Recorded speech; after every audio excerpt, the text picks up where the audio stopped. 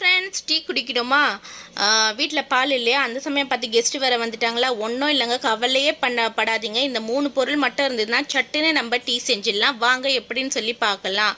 Milk powder, சர்க்கரை, tea எல்லாம் 3 மட்டும் இருந்தாவே போதுங்க. எல்லாமே நீங்கள் எந்த அளவுக்கு ஒரு கிளாஸில் எடுக்கிறீங்களோ கப்பில் எடுக்கிறீங்களோ அதே அளவுக்கு 3 பொருளையும் எடுத்துக்கிட்டு சர்க்கரையும் உங்களுக்கு வேணும்னா இஞ்சி பட்டை அந்த மாதிரி போட்டு உங்களுக்கு பிடிக்கும்னா அதை போட்டு நல்லா அரைச்சிக்கிட்டு நல்லா மெலிசாக ஆன உடனே அந்த டீ தூளையும் மில்க் பவுடரையும் போட்டு நல்லா மிக்ஸி ஜாரில் அடின்னு சொல்லி அடிச்சுக்கோங்க. அடித்து இந்த மாதிரி கண்டெய்னரில் ஏர் போகாத கண்டெய்னர் இருந்தால் எடுத்து வச்சுக்கோங்க. எங்கள் வீட்டில் நாங்கள் இந்த மாதிரி டப்பாலாம் தூக்கி போட மாட்டோம்.